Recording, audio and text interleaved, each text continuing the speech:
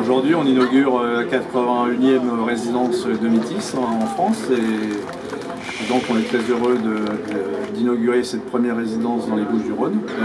Le concept Domitis, c'est un concept qui permet une alternative au maintien à domicile. Donc de fait, aujourd'hui, les résidents qui viennent chez nous sont des gens âgés qui ont envie de rester indépendants chez eux, mais qui ont aussi un besoin de retrouver du lien social, du partage et de la sécurité surtout.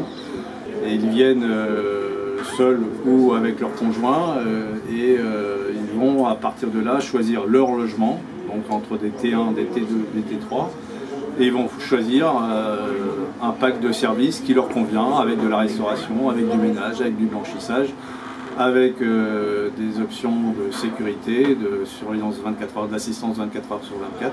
Et le principe, c'est d'être quand même chez soi, dans la résidence. Donc les gens vivent en toute liberté dans la résidence, peuvent arriver avec des animaux de compagnie, bien évidemment. Alors la Ciotat, c'est parce que c'est un département, bien sûr, qui est très prisé par les seniors, d'une façon générale, et la Ciotat, c'est à la fois une opportunité foncière et puis une ville qui parle, avec beaucoup d'attrait pour les personnes âgées.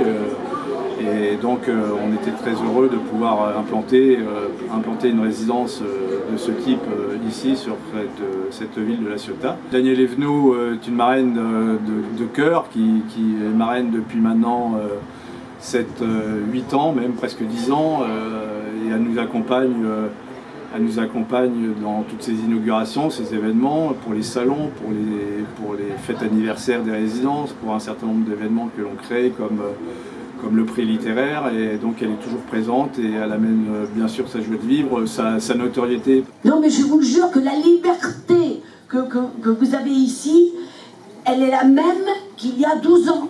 C'est-à-dire que vous êtes libre, comme l'a dit notre patron, notre chef, que vous êtes libre de tout faire et de ne rien faire. D'avoir des amants, des maîtresses, on est libre. Il n'y a pas que les animaux qu'il faut protéger.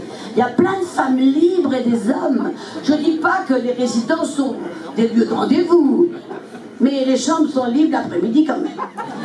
Donc on a des liens très forts avec notre marraine et je crois que les résidents l'accueillent de façon très très positive à chaque fois qu'elle vient dans les résidences.